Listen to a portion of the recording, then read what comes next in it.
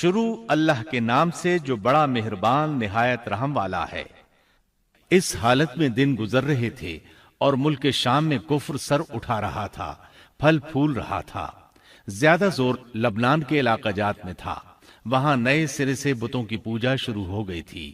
اللہ کی طرف سے ہدایت آ جانے کے بعد وہ پھر سے خباثتوں پر اتر آئے تھے۔ ان حالات میں بعلبک شہر میں بنی اسرائیل کا ایک ایسا گروہ ظاہر ہوا جنہوں نے ایک بت ایجاد کیا، اس کا نام بعل رکھا۔ اسی کے نام پر شہر کا نام بعلبک ہے۔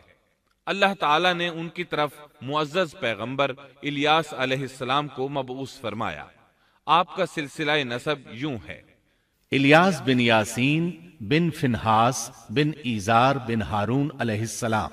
اللہ تعالیٰ سورۃ الصافات آیات 123 تا 132 میں ان کا تذکرہ یوں فرماتے ہیں: اور بے شک الیاس بھی پیغمبروں میں سے تھے، جبکہ انہوں نے اپنی قوم سے فرمایا کہ تم اللہ سے نہیں ڈرتے، کیا تم بعل نامی بت کو پکارتے ہو اور سب سے بہتر خالق کو چھوڑ دیتے ہو، اللہ جو تمہارا اور تمہارے اگلے تمام باپ دادوں کا رب ہے۔ لیکن قوم نے انہیں جھٹلایا، پس وہ ضرور عذاب میں حاضر کیے جائیں گے، سوائے اللہ کے مخلص بندوں کے۔ ہم نے الیاس کا ذکر خیر پچھلوں میں بھی باقی رکھا کہ الیاس پر سلام ہو، ہم نیکی کرنے والوں کو اسی طرح بدلہ دیتے ہیں، بے شک وہ ہمارے ایماندار بندوں میں سے تھا۔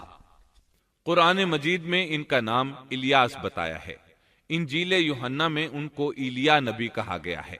بعض آثار میں ہے کہ الیاس اور ادریس ایک ہی نبی کے دو نام ہیں، لیکن یہ بات درست نہیں، کیونکہ اول تو یہ آثار سند کے اعتبار سے قوی نہیں، دوسرا یہ کہ قرآن مجید نے سورۃ الصافات اور سورۃ الانعام میں الیاس علیہ السلام کے جو حالات اور اوصاف بیان کیے ہیں، ان میں کسی ایک جگہ بھی یہ اشارہ نہیں ملتا کہ الیاس علیہ السلام کو ادریس بھی کہا جاتا ہے، اور نہ ہی سورۃ الانبیاء میں جہاں ادریس علیہ السلام کا تذکرہ ہے کوئی ایسا اشارہ ملتا ہے کہ ان کو الیاس بھی کہا جاتا ہے۔ مورخین نے ادریس اور الیاس علیہ السلام کے جو نسب نامے بیان کیے ہیں ان سے پتہ چلتا ہے کہ ان دونوں نبیوں کے درمیان صدیوں کا فاصلہ ہے، لہٰذا اگر یہ ایک ہی نبی کے دو نام ہوتے تو قرآن مجید ضرور اس کی طرف اشارہ کرتا اور مورخین بھی اس کی کوئی وجہ بیان کرتے۔ مفسرین اور مورخین کا اتفاق ہے کہ الیاس علیہ السلام شام کے باشندوں کی ہدایت کے لیے بھیجے گئے تھے، اور مشہور شہر بعلبک ان کی رسالت و تبلیغ کا مرکز تھا۔ الیاس علیہ السلام کی قوم مشہور بت بعل کی پرستار تھی اور توحید سے بیزار اور شرک و کفر میں مبتلا تھی۔ اللہ کے برگزیدہ رسول الیاس علیہ السلام نے ان کو سمجھایا اور راہ ہدایت انہیں دکھائی، اور بت پرستی کے خلاف انہیں واعظ و نصیحت کی اور خالص توحید کی جانب انہیں بلایا۔ کتب تفاسیر میں ہے کہ بعل نامی بت سونے کا تھا اور اس کا قد 20 گز تھا اور اس کے 4 منہ تھے اور اس کی خدمت پر 400 خادم مقرر تھے۔ الیاس علیہ السلام کے زمانے میں یمن اور شام کا محبوب دیوتا یہی بت تھا، اور بعض مورخین کا خیال ہے کہ حجاز کا مشہور بت ہبل بھی یہی بعل تھا۔ سورۃ الانعام میں الیاس علیہ السلام کا جن آیات کے اندر ذکر آیا ہے وہ نوح اور ابراہیم علیہ السلام کی اولاد اور ان کی نسل کے انبیاء و رسل کی ایک مختصر فہرست ہے۔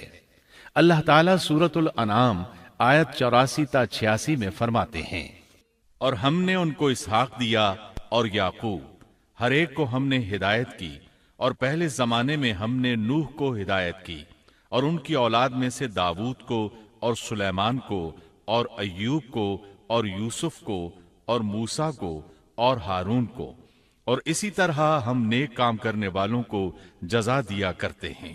اور نیز زکریا کو اور یحییٰ کو اور عیسیٰ کو اور الیاس کو، یہ سب نیک لوگوں میں سے تھے، اور نیز اسماعیل کو اور یسع کو اور یونس کو اور لوط کو، اور ان میں سے ہر ایک کو تمام جہان والوں پر ہم نے فضیلت دی۔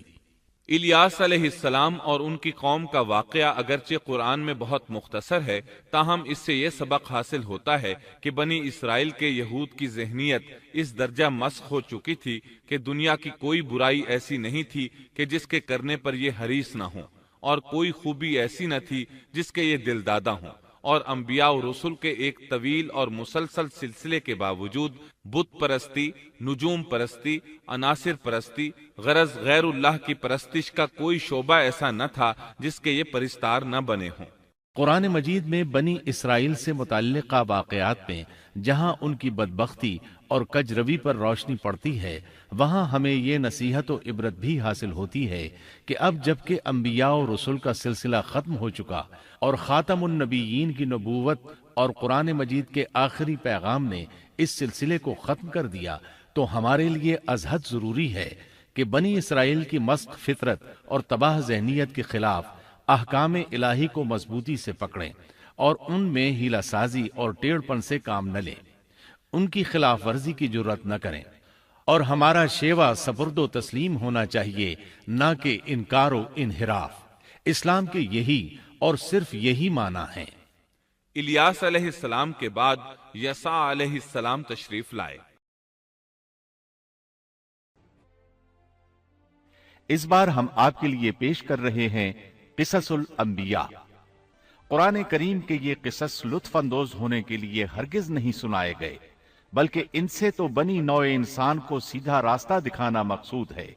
یہ مقصد تھا کہ انسانیت عبرت پکڑے، روز جزا کے بارے میں آنکھیں کھول لے، ان واقعات کو سن کر اور پڑھ کر اپنا راستہ منتخب کر لے۔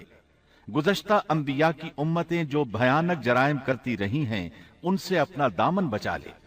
اسی لیے انبیاء کے حالات سے واقفیت ازحد ضروری ہے۔